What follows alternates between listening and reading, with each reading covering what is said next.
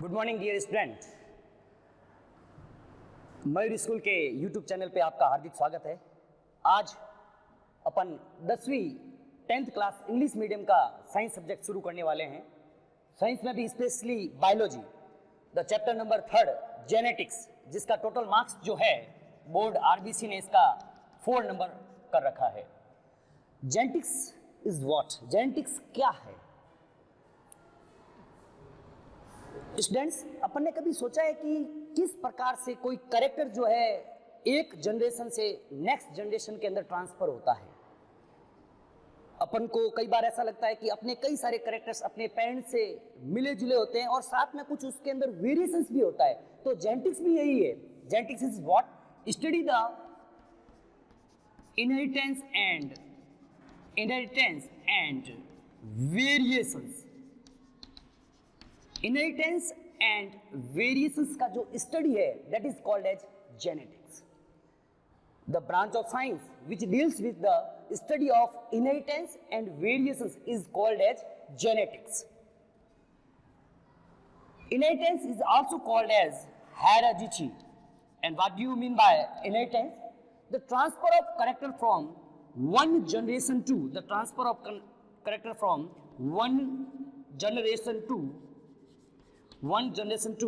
next generation is called as inheritance or heredity.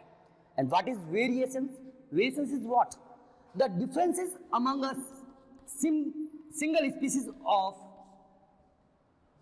different individual is called as variations.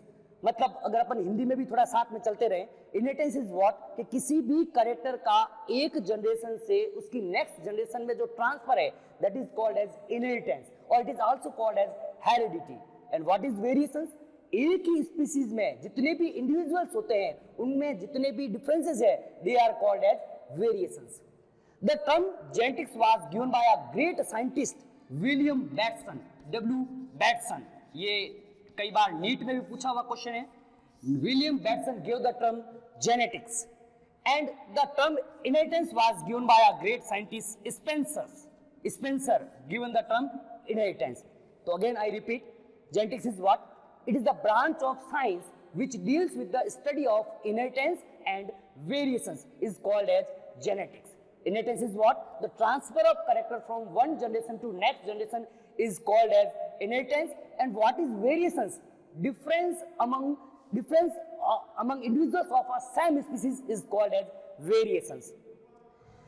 यहाँ दोस्तों ध्यान रखने वाली बात है, variations basically जो है, variations are basically two of type. Variations are basically two of type. Variations are two of type. One is called as somatic variations. One is called as somatic variations and another is called as germinal variations. Somatic variations as well as germinal variations. देखना दोस्तों, cell अपनी body के अंदर 2 types की होती है। Cell जो भी है 2 टाइप्स की है। One is called as somatic cell and another is called as germinal cells. क्या कहा मैंने? कि variations are basically 2 of type. One is called as somatic variations and another is called as germinal variations. तो अपनी body के अंदर जो sales है it is also 2 of type, somatic cells and germinal cells. Somatic cells क्या है? Somatic cell which can't transfer to the next generation. कभी भी अगली जनरेशन के अंदर, अगली पीढ़ी के अंदर ट्रांसफर नहीं होती है। Such cell is called as somatic cells. And what is germinal cell? The cell which always transfer to the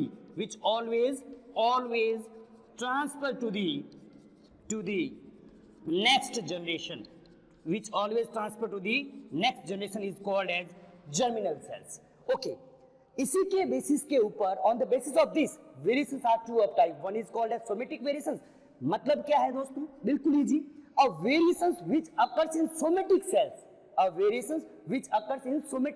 are called as somatic variations, as well as the variations which occurs in germinal cells are called as germinal variations. यह बहुत ही important चीज है. Somatic variations जो है they never transfer to the next generation, but यहाँ पर बेटा एक एक्सेप्शन है। एक्सेप्ट क्या है? जैसे अगर अपन बात करें प्रोकैरियोटिक सेल की, प्रोकैरियोटिक सेल की अगर अपन बात करें, we can hear that in somatic prokaryotic cell, somatic cell और somatic cell is equal to germinal cell. तो अभी अपन ने क्या कहा कि द सोमेटिक वेरिएशंस क्या है कि सोमेटिक सेल्स के अंदर जितने भी डिफरेंसेस या जितने भी वेरिएशंस है, they are called as somatic variations and they never transfer to the next generation. इसका मतलब अगर वो नेक्स्ट जनरेशन में ट्रांसफर नहीं होंगे तो जैसे ही इंडिविजुअल की डेथ होती है, ये वेरिएशन जो होते हैं वो डिसअपीयर हो जाते हैं। अब इसका एक एक्सेप्शन है। एक्सेप्शन क्या है कि प्रोकैरियोटिक सेल की अगर अपन बात करें कि प्रोकैरियोटिक सेल्स के अंदर क्या होता है, सोमेटिक सेल्स और जर्म सेल्स के अंदर किसी भी टाइप का कोई डिफरेंस नहीं होता है। इसका मतलब अगर एक ही सेल है और उसके अंदर कोई वेरिएशन होता है तो 101% वो नेक्स्ट जनरेशन के अंदर क्या होगा, ट्रांसफर होगा। ओके, अब बात आती है कि ये वाले जो वेरिएशंस होते हैं वो उत्पन्न कैसे होते हैं, how these variations are originated. They are originated due to the environmental changes. Environment के अंदर चेंजेस होते हैं, एनवायरमेंटल चेंजेस के कारण these variations are occurs.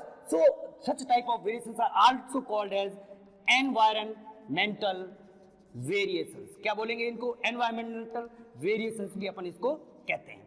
Next है germinal variations। आराम से देखना, germinal variations क्या होते हैं? the variations which occurs in germ cells। ऐसे variations जो germ cells के अंदर उत्पन्न होते हैं, germ cells के अंदर बनते हैं और हमेशा नेक्स्ट जनरेशन के अंदर ट्रांसफर होते हैं, वो क्या कहलाते हैं? जर्मिनल वेरिएशंस कहलाते हैं। They are called as germinal variations. ध्यान से देखना, वापस अपन ने क्या पढ़ा कि वेरिएशंस क्या है कि वेरिएशन एक ही स्पीसीज के अलग अलग इंडिविजुअल्स के बीच में जितने भी डिफरेंसेस होते हैं, the differences among individuals of a same species are called as variations. Variations are basically two of type, one is called as somatic variations, another is called as germinal variations। somatic variations which occurs in somatic cells never transfer to the next generation। exception क्या है? prokaryotic cell, they occurs due to the environmental changes, so also called as environmental variations। and germinal variations क्या है? the variations which occurs in germ cells and always transfer to the next generation are called as germinal variations। तो ये दोस्तों हैं कि genetics basically है क्या कि genetics is the study of inheritance and variations.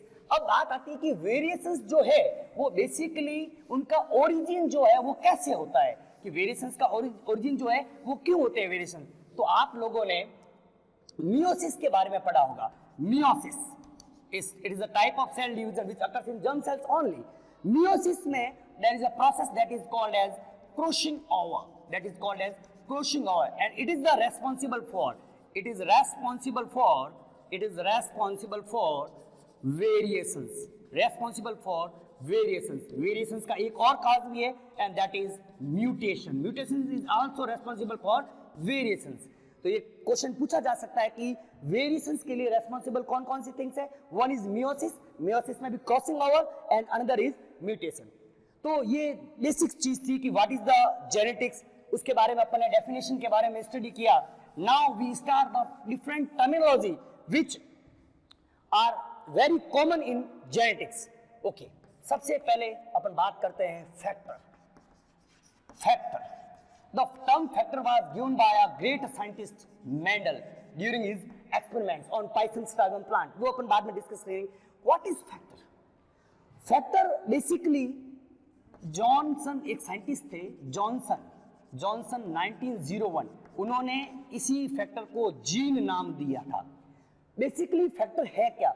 अपन क्या कह रहे हैं कि हमेशा कोई जो कैरेक्टर होता है वो हमेशा वन जनरेशन से नेक्स्ट जनरेशन के अंदर क्या होता है, ट्रांसफर होता है। हमेशा always a character is transfer from one generation to next generation. And what is factor? anything which is responsible for transfer of character from one generation to next generation is called as factor।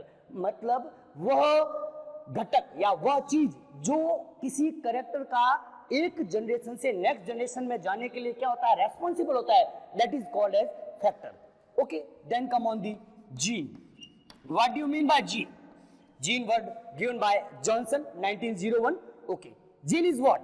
Gene की अगर बात करें तो आप लोगों ने DNA के बारे में सुना होगा। DNA is a biological molecule, full form आपको सबको याद भी होगी, deoxyribose nucleic acid. DNA is what? DNA is a biological molecule. Basically, it is made up of three things. इसके अंदर क्या होती है? तीन components होते हैं. One is called as sugar. One is called as sugar, which is 5 carbon rich. कौन सी sugar होती है? The sugar is deoxyribose sugar. Deoxyribose sugar. Okay. Next thing is what? Next thing is phosphoric acid. H3PO4. Phosphoric acid.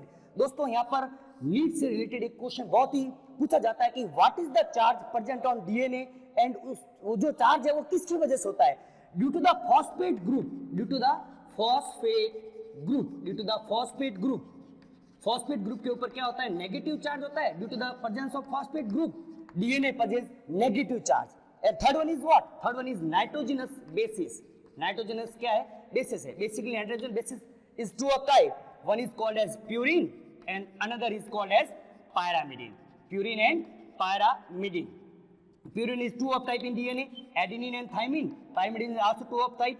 Guanine and cytosine. ये अपन biomolecule जब अपन पढ़ेंगे तब अपन detail में पढ़ेंगे. अभी मैं बेसिक एक चीज बता रहा हूँ कि what is DNA.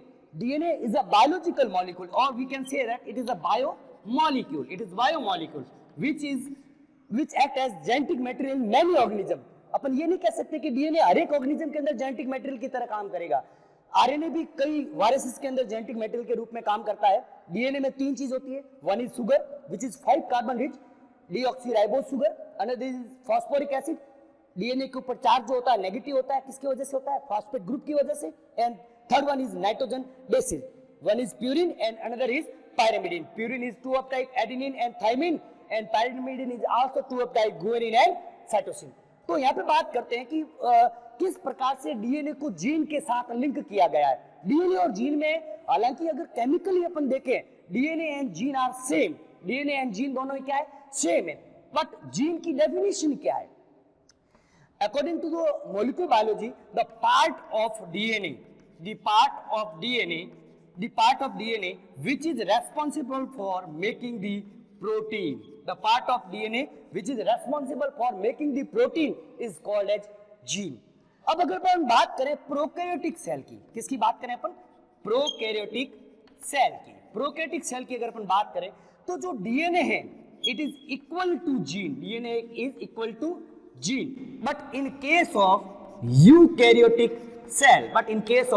Eukaryotic cell DNA is not equal to gene. ये बहुत इंपॉर्टेंट चीज है. ध्यान से अपना माइंड यहाँ पे सेट करना कि मैंने क्या लिखा. In case of prokaryotic cell की अगर अपन बात करें कि जो डीएनए है वो जीन के इक्वल ही है. लेकिन अगर जीन अपन ने क्या बताया कि gene is the part of DNA which make the protein is called as gene. In case of prokaryotic cell, DNA is equal to gene, but in case of eukaryotic cell, DNA is not equal to gene. क्यों है भाई ऐसा? देखते हैं. Eukaryotic cell की बात करें तो वहां पे डीएनए के दो पार्ट होते हैं. डीएनए के क्या होते हैं? दो पार्ट होते हैं. One is called as exon, another is called as intron. एक तो होता है बेटा एक्सॉन और एक क्या होता है? इंट्रॉन. एक्सॉन क्या है? एक्सॉन डीएनए का वह पार्ट है, the part of DNA which make the protein is called as axon, and the part of DNA which do not participate in the making protein, do not make protein is called as intron. Okay, it is all about factor and gene. The third definition देखते हैं. Third definition की अगर अपन बात करें, पहले अपन ने पढ़ा फैक्टर, फिर पढ़ा जीन, देन थर्ड आती है एलील. एलील या इसी को बेटा इंग्लिश में बोलते हैं एलिलोमॉर्फ. एलील क्या है? किसी भी जीन के जो अल्टरनेटिव फॉर्म है, alternative forms of a gene is called as allele. Minimum किसी भी जीन के जो एलील होते हैं, मिनिमम एलील कितने होंगे? 2 होंगे. मिनिमम, मैक्सिमम भी हो सकते हैं. मल्टीपल एलिलिज्म इसका एग्जांपल है. मल्टीपल एलिलिज्म जिसमें 2 से ज्यादा भी एलील होते हैं. ओके. थर्ड के बाद अपनी जो फोर्थ डेफिनेशन आती है दैट इज कॉल्ड जीनोटाइप. फिर इसी के साथ अपन पढ़ेंगे फिनोटाइप. जीनोटाइप के बाद क्या पढ़ेंगे? फिनोटाइप. जीनोटाइप क्या है? किसी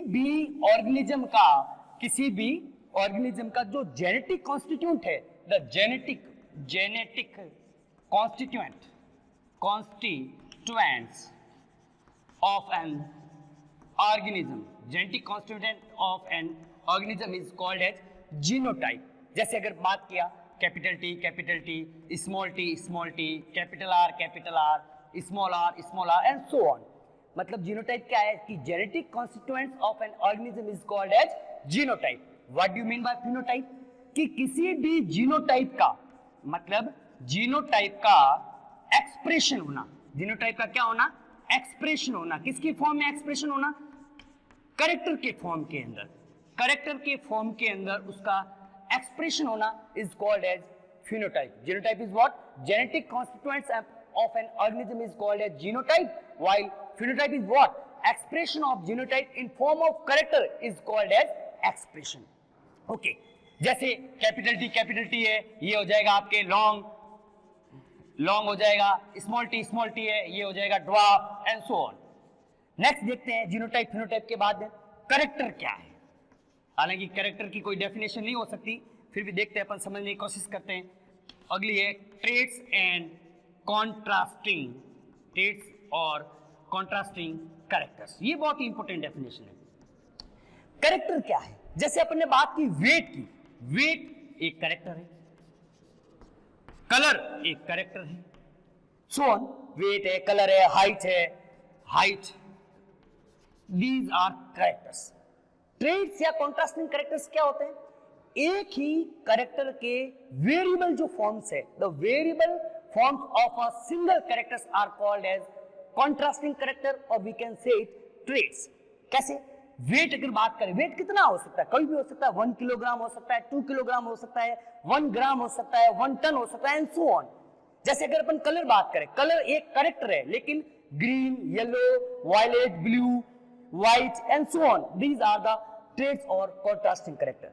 जेनेटिक्स के अंदर अपन जितनी भी जेनेटिक्स अपने सिलेबस के अंदर अपन उसके अंदर यही मान के चलेंगे कि एक कैरेक्टर के कितने कॉन्ट्रास्टिंग कैरेक्टर्स मानेंगे? 2 मानेंगे। तो दोस्तों ये अपन ने आज स्टडी किया नॉर्मल टर्मिनोलॉजी के बारे में।